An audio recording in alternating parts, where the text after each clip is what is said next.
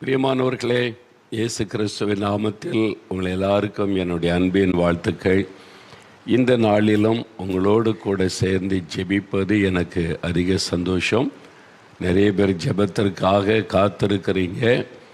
ஆண்டவர் இந்த ஜெபிக்கலாம் வாங்க நிகழ்ச்சியில் நம்ம ஜெபிக்கிற ஜெபத்தை கேட்டு உலக அளவில் அவர் பலமான காரியத்தை செய்து வருகிறதை தெளிவாய் பார்க்க முடிகிறது. இப்போது சாட்சிகளை கேட்டு நாம் ஜெபிக்க போகிறோம். சில சாட்சிகளை நான் வாசிக்கிறேன், கவனமாக கேளுங்க. இயேசு கிறிஸ்துவை நோக்கி விசுவாசத்தோடு யார் ஜெபித்தாலும் அவர்களுக்கு இயேசு அற்புதம் செய்கிறார். என்ன தேவை, என்ன காரியமாக இருந்தாலும் இயேசு என்கிற பெயரை சொல்லி ஜெபிச்சா அவங்களுக்கு அற்புதம் நடக்கும். அதற்கு இந்த சாட்சிகள் எல்லாம் ஆதாரம். இப்பொழுது சில சாட்சிகளை வாசிக்கிறேன். சகோதரி டெல்ஃபின் செல்வி சென்னையிலிருந்து எழுதியிருக்கிறாங்க. நான் கத்தோலிக்க குடும்பத்தில் பிறந்தவள். 35 வருடமாக நான் பிசாசு போராட்டத்தினால் மிகவும் கஷ்டப்பட்டு வந்தேன். ஒவ்வொரு நாளும் இரவில் என்னால் சரியாக தூங்க முடியாது. தூங்கும்போது ஏதோ ஒரு உருவம் என்னை பயமுறுத்துவதைப் போல இருக்கும். எப்பொழுதும் எனக்குள்ளே ஒரு சத்தம் தற்கொலை செய்து கொள் என்று பேசிக்கொண்டே இருக்கும். செவ்வாய் வெள்ளி என்றாலே எனக்கு மிகவும் போராட்டமாக இருக்கும். தலைவலி, வயிற்று வலி என ஒன்றன் பின் ஒன்றாக ஏதாவது ஒரு பிரச்சனை வந்து கொண்டே இருக்கும். சரியாக சாப்பிட முடியாது. ஊரில் கோயில் திருவிழா நடக்கும்போது ஒவ்வொரு நாளும் இந்த பிரச்சனையினால் ஒரு நிம்மதியுமின்றி வாழ்ந்து வந்தேன். இந்த சூழ்நிலையில் கடந்த 2021 வருடம் ஜூன் மாதத்தில் ஜெபிக்கலாமாங்க நேரலை நிகழ்ச்சியை பார்த்து கொண்டிருக்கும் பொழுது ஜெப நேரத்தில் நீங்கள் என்னுடைய பெயரை சொல்லி இப்பொழுதே ஆண்டவர் பிசாசின் பிடியிலிருந்து உங்களை விடுதலையாக்குகிறார், விடுதலையை பெற்றுக்கொள்ளுகிறீர்கள் என்று சொல்லி ஜெபம் செய்தீர்கள். அந்த நேரத்தில் அசுத்த ஆவி என்னை கீழே தள்ளி அதிகமாக அலை கழித்தது. மிகுந்த சத்தம் போட்டுக்கொண்டே நான் போகிறேன் என்று சொல்லி 23 ஆவிகள் என்னை விட்டு வெளியேறியது. 23 அசுத்த ஆவிகள். ஒரே ஆளுக்குள்ள 23 ஆவி உள்ள நுழைஞ்சா எப்படி இருக்கும்?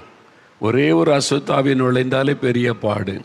வேறு புஸ்தகத்தில் மகதலேனா மரியாளுக்கு 7 ஆவிகள் அவளை ஆட்கொண்டிருந்தது என்று பார்க்கிறோம். ஆனால் லேகியோன் என்கிற ஒரு மனிதனுக்குள்ள ஆயிரக்கணக்கான ஆவிகள் நுழைந்து அவனை மிருகத்தை போல மாற்றிவிட்டது. அதை இயேசு எப்படி அவனுக்கு விடுதலை கொடுத்தார் என்பது வேறு புஸ்தகத்தில் எழுதப்பட்டிருக்கிறார். இவங்களுக்கு பாருங்களேன், 35 வருஷமாக தூங்க முடியாது. யாரோ உள்ளத்திலிருந்து பேசிக்கிட்டே இருப்பாங்க, தற்கொலை பண்ணி செத்துரு என்பதாக 23 அசுத்த ஆவிகள் வெளியேறியது. அந்த நேரத்திலேயே பரிசுத்த ஆவியானவரால் நான் நிரப்பப்பட்டேன். அந்த நாளிலிருந்து அந்நிய பாஷை பேசி ஜெபிக்கும் கிருபையை பெற்றுக்கொண்டேன். இப்பொழுது நான் நல்ல விடுதலையோடு இருக்கிறேன். 35 வருடமாக இருந்த பிசாசின் பிடியிலிருந்து என்னை விடுதலையாக்கின விடுதலை நாயகர் இயேசுவுக்கே ஸ்தோத்திரம். 2021 விடுதலை. இன்னைக்கு வரைக்கும் நல்ல சுகமாக இருக்கிறாங்க. 35 வருடம் பிசாசு ஆட்கொண்டு இருந்தது. 23 அசுத்த ஆவிகள் தூங்க விடாது, எப்பொழுதும் பேசிக்கிட்டே இருக்கும், தற்கொலை செய்ய தோண்டும்.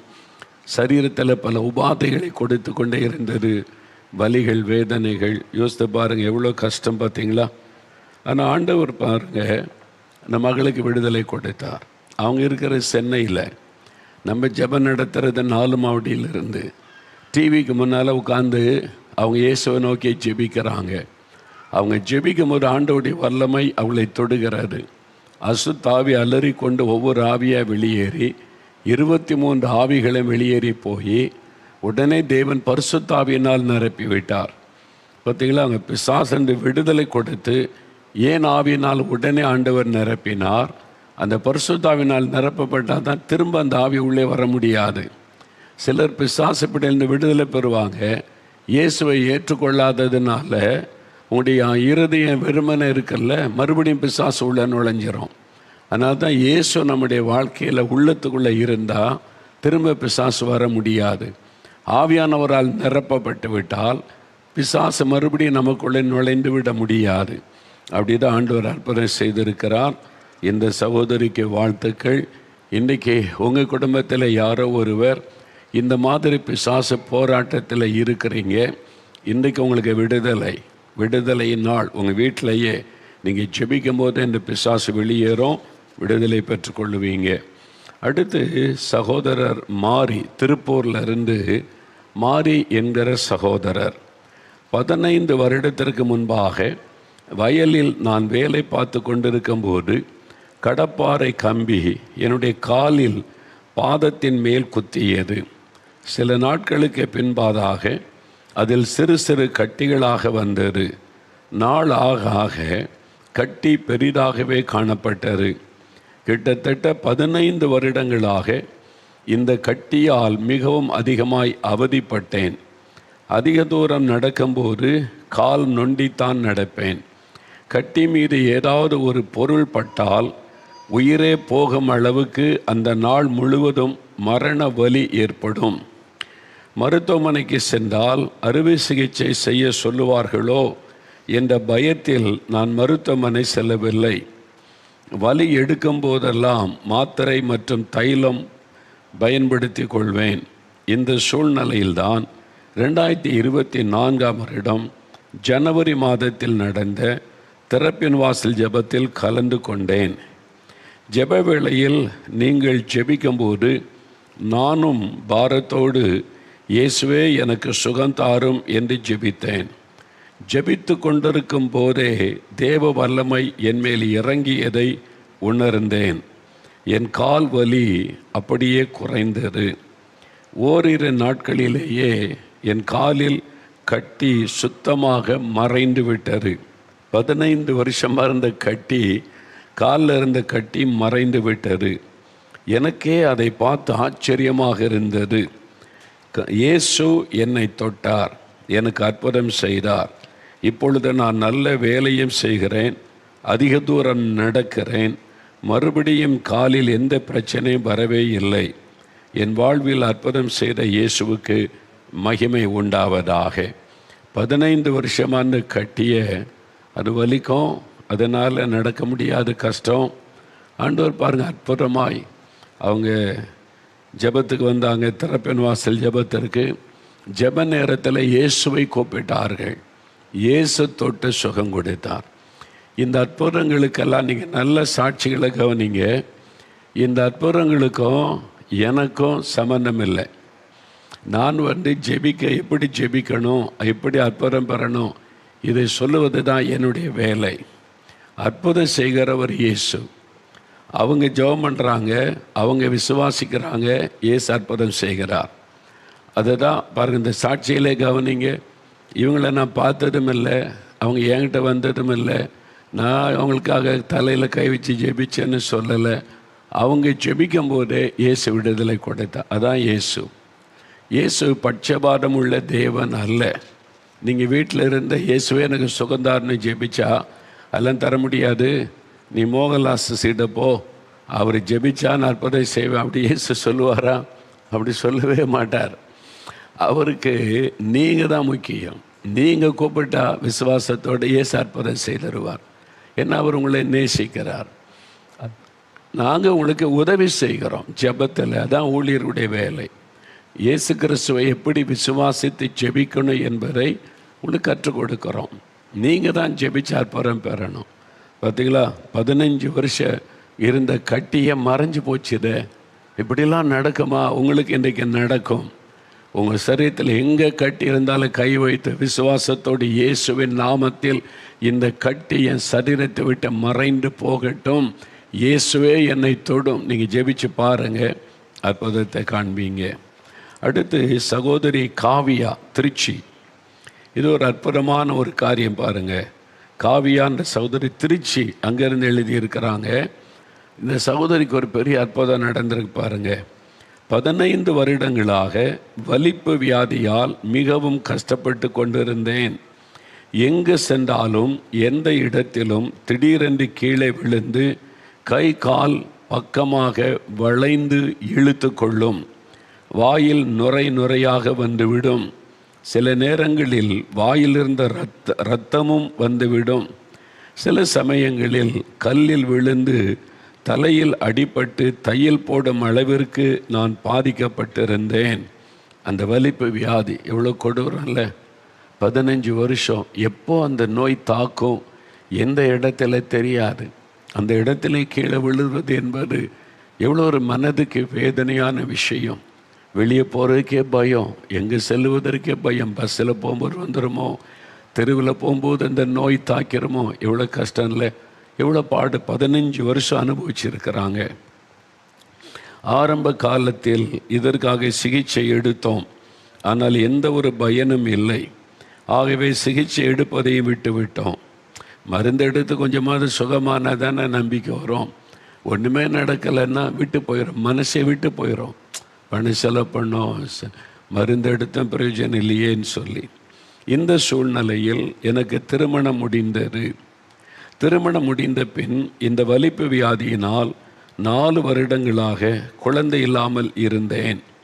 இப்படி ஒரு இக்கட்டான சூழ்நிலையில் 2022 வருடத்தில் ஜூன் மாதம் 30 நாலுமாவுடைய தேவனுடைய தோட்டத்தில் வைத்து நடைபெற்ற வியாழக்கிழமை அற்புத விடுதலை பிரார்த்தனை ஜெபத்தில் நான் குடும்பமாய் வந்து கலந்து கொண்டேன்.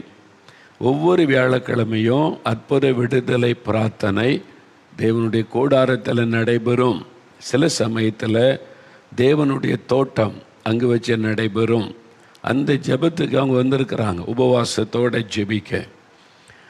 அன்றைய தினத்தில் பாடல் ஆராதனையிலேயே நான் அலைக்கழித்து கீழே விழுந்தேன்.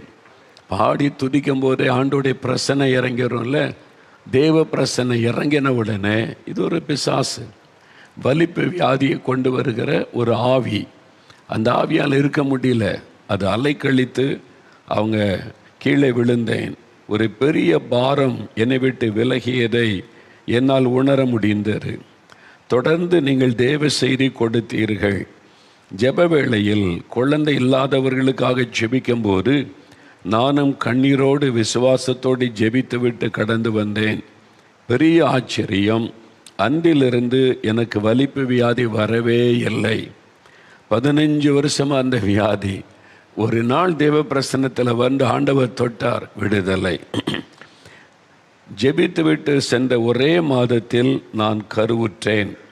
கர்த்தர் 2023 வருடத்தில் மே மாதத்தில் அழகான ஒரு ஆண் குழந்தையை பெற்றெடுக்க கர்த்தர் கிருபை செய்தார்.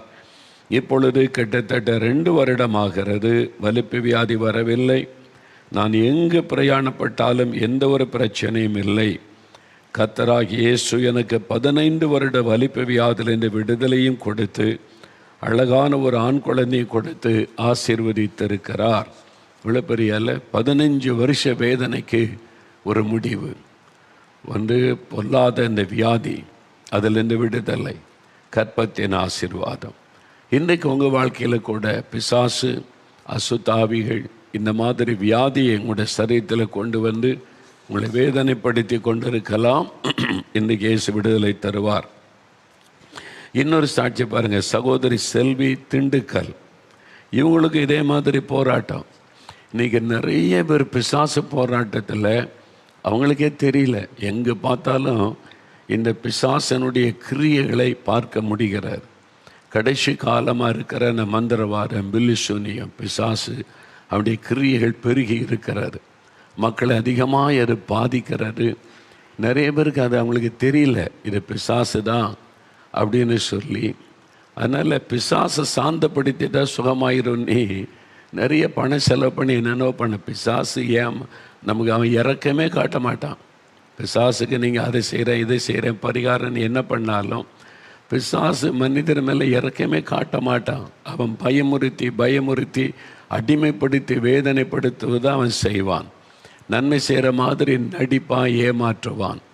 ஆனால் மெய்யான ஒரு ஆண்டவர் உண்டு.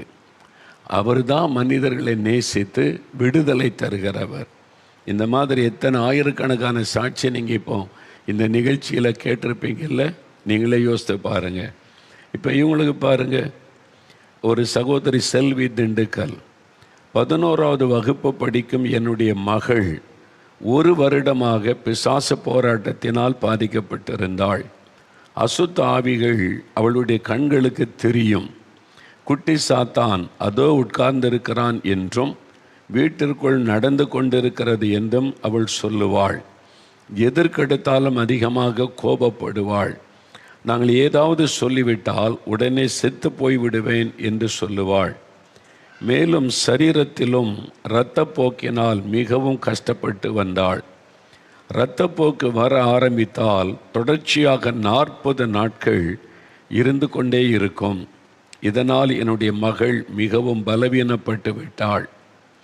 படிப்பிலும் அவளால் கவனம் செலுத்த முடியவில்லை. அதிக நேரம் செல்போனில் கேம் விளையாடி கொண்டே இருப்பாள்.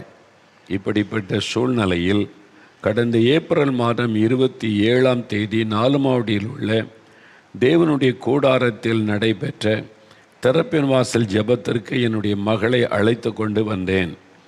பாடல் ஆராதனை வேளையில் என்னுடைய மகள் அசுத்தாவினால் அலைக்கழித்து மிகவும் அலறினாள்.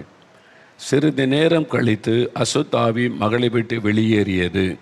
இப்பொழுது என்னுடைய மகள் கோபப்படுவதில்லை. சரீரத்திலும் நல்ல சுகத்தோடு இருக்கிறாள். அசுத்தாவிகளும் அவளுடைய கண்களுக்கு தெரிவதில்லை. தேவையில்லாமல் செல்போனையும் உபயோகிப்பது இல்லை. 1 வருடமாக என் மகளுக்கு இருந்த பிசாசின் போராட்டத்தை மாற்றி பரிபூர்ண விடுதலை கொடுத்த இயேசுவுக்கே நன்றி. பாருங்கள், ஒரு வாலி பிள்ளை 11வது வகுப்பு படிக்கிற பிள்ளைக்கு பிசாசனுடைய போராட்டம் 1 வருஷமாக கண்ணுக்கு தெரியும், பயமுறுத்திக்கிட்டே இருக்கும். சிலருடைய அந்த கண்ணுக்கு அதை தெரிந்து பயமுறுத்தி, அதனால் சரீரத்தில் வேதனை, உதிரப்போக்கனால சின்ன பிள்ளை எவ்வளோ கஷ்டம் இல்லை. 40 நாள் தொடர்ச்சியானா எவ்வளோ பாடு. அதனால் கோபம், எரிச்சல், அந்த பிசாசு பின்னணியிலிருந்து இதை செய்கிறது. அப்போது இந்த பிசாசனுடைய கிரியை அழிக்கும்படிக்கு இயேசு வெளிப்பட்டார். பிசாசுக்கு பரிகாரம் செய்து சாந்தப்படுத்துகிறன்னு என்ன பண்ணாலும் பிசாசுக்கு இறக்கெல்லாம் கிடையாது. நீங்கள் அறிந்து கொள்ளுங்க. நீங்கள் எவ்வளவு அது செய்கிறேன் இது செய்கிறேன்னு என்ன பண்ணினாலும் பிசாசெல்லாம் சாந்தப்படுத்தி பண்ண முடியாது. அது ஒரு பிசாசு. அது எப்படி சாந்தமாக நினைக்கிறீங்க? அது மனிதனை நேசிக்காது. மனிதர்களை வாதிக்கிறது தான் அதனுடைய வேலை. ஏன்னா இயேசு தான் ஆண்டவர், வானத்தையும் பூமியை உண்டாக்கின ஆண்டவர். நம்ம சிருஷ்டித்த ஆண்டவருக்கு தான் நம்ம மேலே ஒரு அன்பு வரும், அக்கறை இருக்கும், நம்ம மேலே ஒரு பாசம் இருக்கும். அதனால் நமக்காக பரிதபிக்கிறார். விடுதலை இலவசம். பார்த்தீங்களா? இனி இது கொண்டு வா, அது கொண்டு வா, இந்த பரிகாரம் செய்யணும் அப்படின்னு கேட்டாலே நீங்கள் அறிந்து கொள்ளுங்க, இது கடவுள் அல்ல. கடவுளாக இருந்தால் இதெல்லாம் கேட்க மாட்டார்.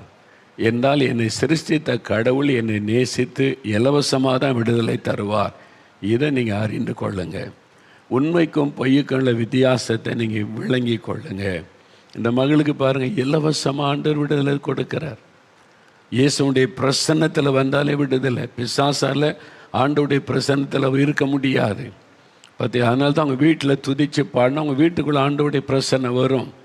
அந்த பிசாசால் இருக்க முடியாது. மகளுக்கு விடுதலை, உங்களுக்கு இன்றைக்கி விடுதலை தருவார். இன்னொரு சகோதரி பாத்திமா, தென்காசி. இவங்க கிறிஸ்தவர் அல்லாத குடும்பத்தை சார்ந்தவங்க. இயேசுக்கு இந்த குடும்பத்துக்கு சம்மந்தம் கிடையாது. அவங்க சொல்கிறாங்க, என்னுடைய மகளுக்கு சுமார் 8 வருடங்களாக வயிற்று வலி பிரச்சனை இருந்தது. வயிற்றுக்குள் குடலையும் புரட்டி போடும் அளவிற்கு பயங்கரமாக வலிக்கும். பாருங்க, ஒரு மகளுக்கு கஷ்டம். அப்போ அவளால் தாங்கவே முடியாமல் அழுது கொண்டிருப்பாள். சரியாக சாப்பிட முடியாது. மருத்துவமனை சென்று பரிசோதித்த போது குடலும் கர்ப்பப்பையும் ஒட்டி கொண்டிருக்கிறது. இதற்கு அறுவை சிகிச்சை செய்தால்தான் சரி பண்ண இயலும், வேறு வழியில்லை என்று மருத்துவர்கள் கூறிவிட்டனர். இதற்காக நான் வணங்கும் தெய்வத்தின் வழிபாட்டு தலத்தில் சென்று பிரார்த்தனை செய்தேன். என் மகளுக்கு வயிற்று வலி சரியாகவில்லை. இந்த நிலையில்தான் கிறிஸ்தவ சகோதரி ஒருவர் ஜெபிக்கலாமாக நிகழ்ச்சியை எங்களுக்கு அறிமுகப்படுத்தினார்.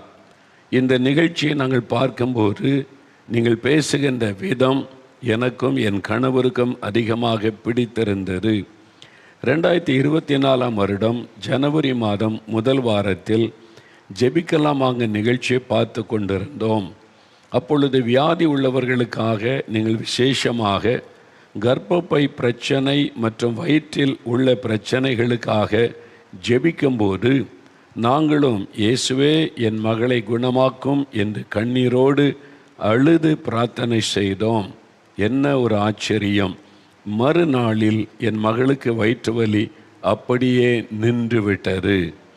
அன்றைய தினத்திலிருந்து நன்றாக சாப்பிட ஆரம்பித்தாள். ஒரு வாரம் கழித்து திரும்பவும் டாக்டரிடத்தில் போய் எக்ஸ்ரே எடுத்து பார்க்கும் பொழுது வயிற்றில் குடலும் கர்ப்பப்பையும் நார்மலாக உள்ளது.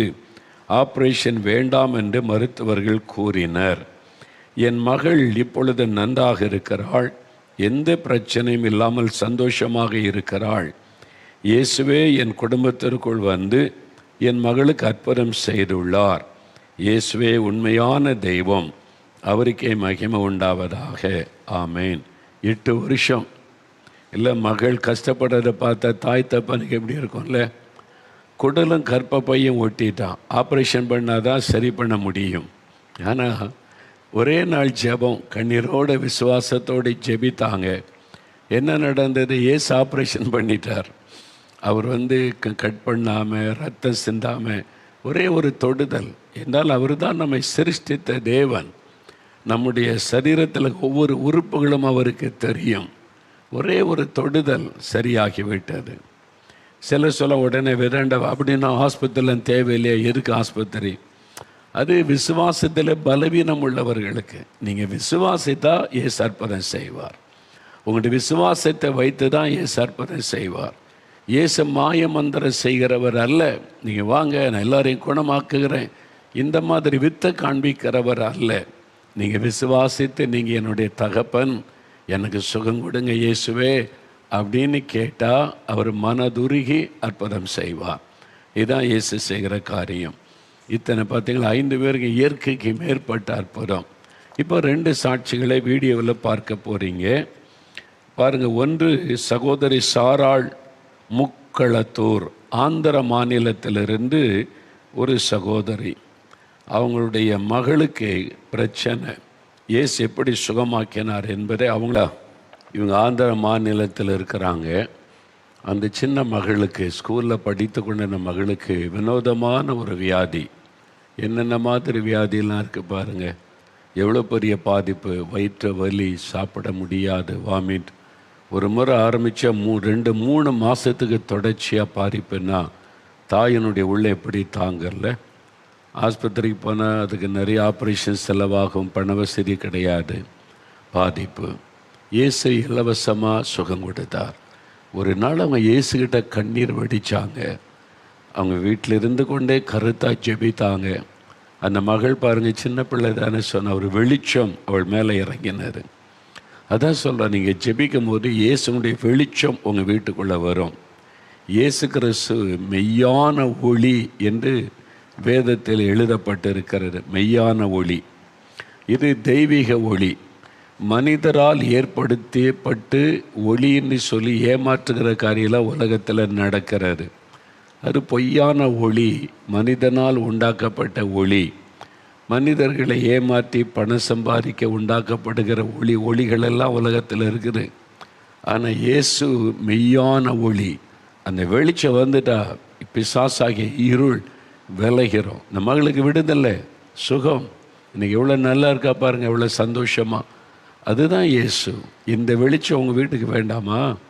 இயேசுவாகிய வெளிச்சம் எங்கள் வீட்டுக்குள்ளே வரணும், என் வாழ்க்கையில் வரணும்னு கேளுங்க. அந்த வெளிச்சம் உங்களுடைய வாழ்க்கையில் உதிக்கும். அடுத்து சகோதரர் சதீஷ் ஆபிரகாம் லியோ, சென்னையிலிருந்து ஒரு சகோதரர். அவங்க வாழ்க்கையில் நடந்த, அவங்களுடைய மகனுக்கு நடந்த ஒரு அற்புதத்தை சொல்கிறாங்க. பாருங்கள், சின்ன பையன் 3 வருஷமாக ஃபிட்ஸு. இந்த மாதிரி ஃபிட்ஸ் வியாதிலேருந்து சுகம் பெற்ற சாட்சி இன்னைக்கு 2 பேர் சொல்லியிருக்கிறாங்க. இதே மாதிரி பிரச்சனையோடு நிறைய பேர் இருக்கிறீங்க. உங்களுடைய குழந்தைகள் உங்கள் வாழ்க்கையில் இருக்கலாம். இன்றைக்கி இயேசு உங்களோடு பேசுகிறார். இவங்களை குணமாக்கின இயேசுவாகிய நான் உன்னையும் குணமாக்க முடியும் இந்த ஆண்டவர் உங்களோடு பேசுகிறார். நீங்கள் விசுவாசிக்கணும். அவங்க பாருங்கள், குடும்பமாக விசுவாசத்தோடு வந்து ஒவ்வொரு வியாழக்கிழமையும் 4 மாவடியில் சுகமளிக்கிற அந்த அற்புத விடுதலை பிரார்த்தனை நடக்கும். அந்த ஜெபம் 11 மணிலேருந்து 2 மணி வரை நடைபெறும். ஆயிரக்கணக்கான பேர் ஒவ்வொரு வாரமும் வர்றாங்க. உபவாசத்தோடு வந்து நீங்கள் உங்களுக்காக பாரம் எடுத்து ஜெபிக்கணும். அப்படி ஜெபிக்கும் போது தான் இயேசு விடுதலை. உங்களுக்கு ஜெபத்தில் நாங்கள் உதவி செய்வோம், அவ்வளவுதான். ஆனால் நீங்கள் ஜெபித்து இயேசுவிடமிருந்து அற்புதம் பெறணும். இவ்வளோ பேருக்கு அற்புதம் செய்திருக்கிறார்ல, அந்த இயேசு இப்போ எங்கே இருக்கிறாரு? உங்கள் பக்கத்தில் தான், உங்கள் வீட்டில் உங்கள் பக்கத்தில் தான் நின்று கொண்டு இருக்கிறார். என் நாமத்தினால் எங்கேயும் 2 பேர் கூட்டினால் அங்கே இருக்கிறேன்னு சொல்லியிருக்கிறார். இப்போ உங்கள் பக்கத்தில் உங்கள் வீட்டில் தான் இருக்கிறார். அதனால் விசுவாசத்தோட இயேசுவே என்னையும் தொடுங்க, என் குழந்தையை தொடுங்க, என் குழந்தையினுடைய ஃபிட்ஸ் வியாதி மாறட்டும், இந்த வயிற்று வலி, இந்த தீராத நோய் எல்லாம் மறையட்டும், இந்த கட்டி மறையட்டும். நீங்கள் ஜெபிச்சா இப்போது உங்கள் வீட்டிலேயே அற்புதம் நடக்கும். விசுவாசிக்கிறீங்களா? 5 நிமிடம் தான் ஜெப நேரம். முடிந்தால் முழங்கால் படியிட்டு கொள்ளுங்க. உங்களை தாழ்த்துவதற்கு அடையாளமாய் முழங்கால் படியிட்டு வியாதி உள்ள இடத்துல கை வைத்து கொள்ளுங்க. குழந்தைகள் வியாதிப்பட்டிருந்தால் குழந்தைகள் மேலே கை வைங்க. உங்கள் வீட்டில் யாராவது படுக்கையில் வியாதியில் இருந்தால் அவங்க மேலே கை வைத்து கொள்ளுங்க. அல்லது நீங்களே வலிகள், வேதனை, வியாதி உள்ள இடத்துல கை வைத்து இயேசுவே என்னை தொடும், இயேசுவே என்னை குணமாக்கும், இயேசு கிறிஸ்துவின் நாமத்தில் எனக்கு விடுதலை உண்டாகட்டும், அந்த பெயரை சொல்லணும். அந்த இயேசு தான் அற்புதம் செய்கிறவர், உங்களுக்காக மரித்து உயிர்த்தெழுந்தவர், உயிரோடு என்றென்றைக்கும் இருக்கிற ஆண்டவர். அதனால் அந்த பெயரை சொல்லி ஜெபிக்கணும். கை வச்சிட்டிங்களா? எனக்கு பாவத்தில் இந்த விடுதலை வேணும், நிம்மதி வேணும்னா இருதயத்தில் கை வைத்து என் பாவத்தை மன்னிங்க இயேசுவே, பாவத்திலேருந்து விடுதலை கொடுங்க, நிம்மதி தாங்க, சமாதானம் தாங்கன்னு ஜெபிக்கணும். ஆண்டோடைய வெளிச்சம் உங்கள் வீட்டுக்குள்ளே இப்பொழுது வரப்போகிறது. இயேசுவாகிய வெளிச்சம் வரும்போது பாவ, சாப, வியாதி, இருள் எல்லாம் விலகி போகும்.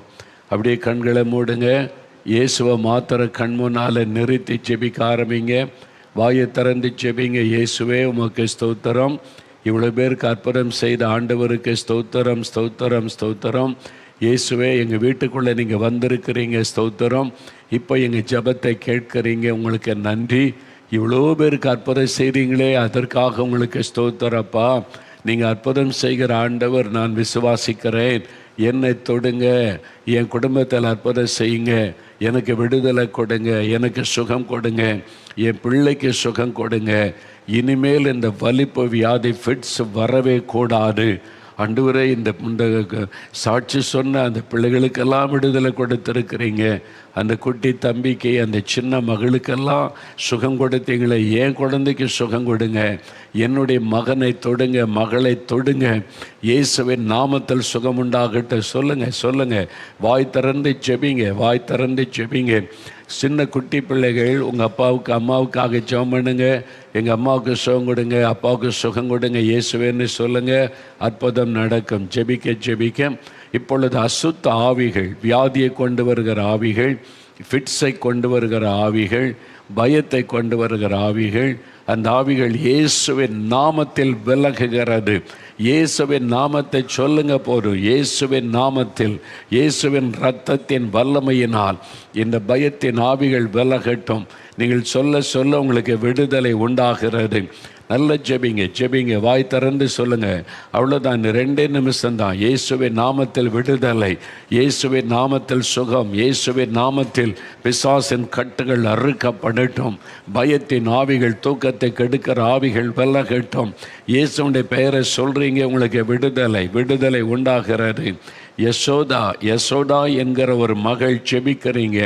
எனக்கு ராத்திரெல்லாம் தூங்க முடியல, என் சரீரமெல்லாம் பாதிக்கப்பட்டிருக்குது, ஐயோ என்னால் வேதனை தாங்க முடியலை, இயேசுவே எனக்கும் ஒரு விடுதலை தாங்க, இந்த பயத்திலிருந்து விடுதலை தாங்க, என் சரீரம் பாதிக்கப்பட்டிருக்குதே, எனக்கு விடுதலை கொடுங்கன்னு ஜெபிக்கிற யசோதா, ஆண்டவர் இயேசுடைய வல்லமை உங்கள் மேலே பாய்ந்து வருகிறது. அந்த கட்டுகள் அறுக்கப்படுகிறது. அந்த பொல்லாத அசுத்த ஆவி, உங்களை பாதித்த ஆவி விலகுகிறது இயேசுவின் நாமத்தில். இயேசுவே ஸ்தோத்திரம்னு சொல்லுங்கள். வாய் திறந்து இயேசுவே ஸ்தோத்திரம், இயேசுவே உமக்கு நன்றின்னு சொல்லுங்கள். இப்பொழுது யாஷ்மின் என்கிற ஒரு மகள், நீங்கள் கிறிஸ்தவர் அல்லாதவர்கள், ஆனால் இயேசுவே எனக்கு ஒரு விடுதலை தாங்கன்னு செபிக்கிறீங்க. உங்கள் சரீரத்தில் வினோதமான சில பாதிப்புகள் காணப்படுகிறது. அது சொன்னால் யாருமே நம்ப மாட்டேங்கிறாங்க. ஆனால் நீங்கள் பாதிக்கப்பட்டு உங்களுக்கு சில சமயத்தில் மன அழுத்தத்தினால மரித்து போயிடலாம், செத்து போயிடலான்னு தோன்றுகிறது. அந்த எண்ணம் வருகிறது. அந்த போராட்டத்தில் இருக்கிறீங்க. இப்போ உங்களுடைய சரீரத்தில் விடுதலை, மனதில் விடுதலை. யாஷ்மின், இயேசுவே ஸ்தோத்திரம்னு வாய் திறந்து சொல்லுங்கள். இயேசுவின் நாமத்தை சொல்லும் பொழுது உங்களுக்கு விடுதலை. இப்பொழுது அந்த கட்டுகள் அறுக்கப்படுகிறது. ஆண்டவருக்கு ஸ்தோத்திரம், இயேசுவே உமக்கு நன்றின்னு சொல்லுங்க. சிவக்குமார் என்கிற ஒரு சகோதரர், ஒரு தகப்பனார், நீங்கள் ஜெபிக்கிறீங்க. நீங்கள் ஒரு தகப்பனார் வியாதிப்பட்டு பலவீனப்பட்டு இருக்கிறீங்க. உங்களுடைய சரீரத்துக்குள்ள ஆண்டவருடைய வல்லமை இறங்குகிறது. உங்களுடைய எலும்புகளில் உண்டான வலிகள் வேதனைகளும், உங்களுடைய சரீரத்தில் சில உறுப்புகள் பாதிக்கப்பட்டதுனால மரண பயம் வந்திருக்கிறது. இயேசுவின் நாமத்தில் மரண கட்டுகள் மாறுகிறது. விடுதலை இயேசுவின் நாமத்தில். என்ன ஆண்டவரை துதிங்க. ஆஸ்பத்திரியில் இருக்கிற ஒருவருக்காக யாரோ ஜெபிக்கிறீங்க. ஆண்டவர் ஜெபத்தை கேட்டார், விடுதலை தருகிறார். இயேசுவுக்கு ஸ்தோத்திரம்னு சொல்லுங்க. அநேக குழந்தைகளை இன்றைக்கு ஆண்டவர் தொடுகிறார். ஃபிட்ஸ் வியாதிகள், வலிப்ப நோய்கள் விலகுகிறது இயேசுவின் நாமத்தினாலே. அந்த நோய்களை கொண்டு வருகிற பொல்லாத பிசாசை நான் கடிந்து கொள்கிறேன் இயேசுவின் நாமத்தினாலே. ஜனங்களை ஏமாற்றுகிற பிசாசு, நீ கடவுள் கிடையாது, நீ பிசாசு, மக்களை, என் ஜனங்களை ஏமாற்றி வஞ்சித்து கொண்டிருக்கிற பொல்லாத பிசாசை வெளியேறி போ இயேசுவின் நாமத்தில் என்று உன்னை அதட்டுகிறேன். இந்த யார் யார் இயேசுவின் நாமத்தை சொல்லுகிறார்களோ அவர்களை விட்டு விலகு இயேசுவின் நாமத்தில் என்று கடிந்து கொள்ளுகிறேன். விடுதலை கொடுக்கிற இயேசுவுக்கு ஸ்தோத்திரம். இப்போ அப்படியே வலதுகரம் உயர்த்துங்க. இயேசுவே ஸ்தோத்திரம்னு சொல்லுங்கள். இயேசுவே ஸ்தோத்திரம். விடுதலைக்காய் ஸ்தோத்திரம், சுகத்திற்காய் ஸ்தோத்திரம், அற்புதம் செய்ததற்காய் ஸ்தோத்திரம். மனதார துதிங்க. ஆண்டவர் கொடுத்த விடுதலைக்காக நன்றி, ஸ்தோத்திரம். உமக்கே மகிமை உண்டாகட்டும். இயேசுவின் நாமத்தில் ஜெபிக்கிறோம் பிதாவே, ஆமென்.